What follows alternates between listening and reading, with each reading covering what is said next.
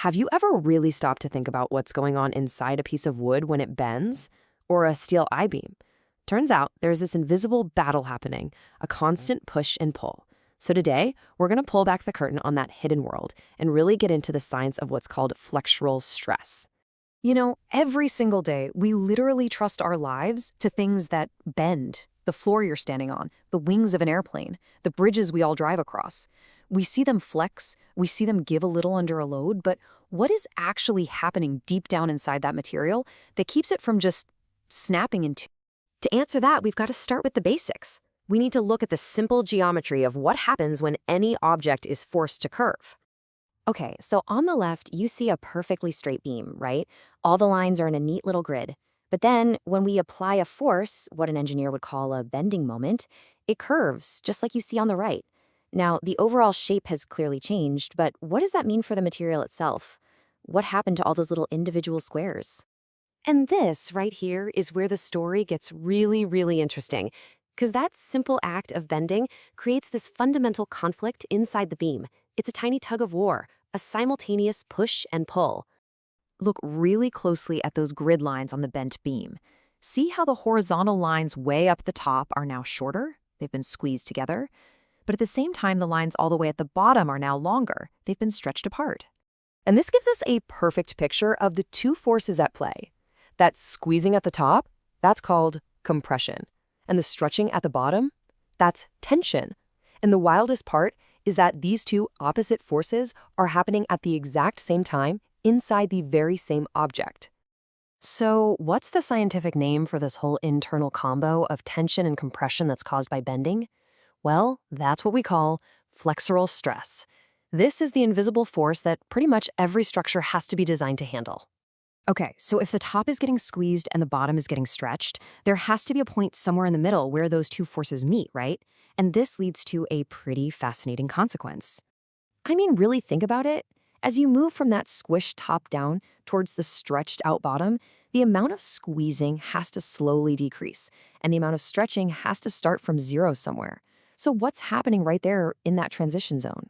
The answer is absolutely nothing. It's kind of wild, right? There's this magical place right inside the beam called the neutral surface. It's a plane that isn't being compressed or stretched. It doesn't change length at all, which means it has zero stress. It's the calm eye of the storm. This whole concept is so important it gets its own name, the neutral axis. It's the imaginary line that separates the compression zone up top from the tension zone down below. And for a simple symmetric beam, this axis passes right through the geometric center of its shape. It's our ground zero, the point from which all the stress is measured.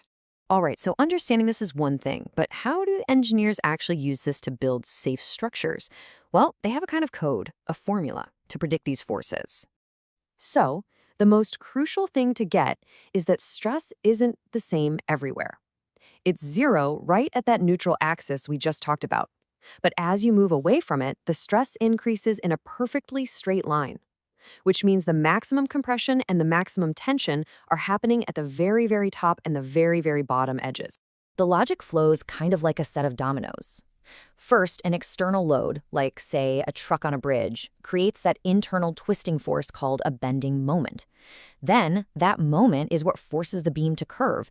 And finally, it's that curvature that creates the internal push and pull of flexural stress. And engineers have this incredibly powerful tool to calculate this exact relationship. It's called the Flexure Formula. This formula is the key. It's what unlocks the ability to predict whether a beam is going to hold up or whether it's going to fail. Now, don't worry, we're not going to do all the math here, but what the formula tells us is actually really simple. First, the more force you apply to bend it, the more stress you get. Makes sense, right? Second, the farther you are from that calm, neutral axis in the middle, the more stress you experience. And third, and this one is a big one, the shape of the beam matters a lot. A stiffer shape, like an I-beam, is designed to resist bending better, which means it experiences way less stress for the same amount of load. Okay, so theory time is over. Let's put all this together and see how an engineer would use these principles to solve an actual real-world problem. So, here we have a timber beam. It's getting hit with two kinds of forces. One is a uniform load that's spread out across its length, and the other is a single, heavy, concentrated load right at one point. The big question for the engineer is pretty straightforward. With these specific loads, is this beam going to hold or is it going to fail? How can they know for sure without just building it and, crossing their fingers? Well, the very first step is to figure out the beam's weakest link. The stress isn't the same everywhere along the beam, so the engineer has to do the math to find the single point where that internal bending moment is at its absolute maximum. So after running the calculations for this exact setup, the engineer finds that the maximum bending moment is 93 kilonewton meters. This single number is the key. It represents the greatest internal twisting force that the beam has to withstand, and it's what we're going to use to see if it's safe. And now, here it is, the moment of truth. The engineer takes that maximum bending moment, plugs it into the Flexure formula, and calculates the maximum stress happening at the very top and bottom. Then, they compare that number to a known value for the material, the allowable stress, which for this type of wood is 13 megapascals. If the stress they calculated is less than what the wood can handle, the design is safe. It's a clear, predictable scientific check. So when you get right down to it, from the biggest bridges to a simple shelf on your wall, it's this invisible battle of compression and tension, all governed by the laws of flexural stress that keeps our world standing. The next time you see something bend, you'll know the secret story happening inside. What are you going to see differently now?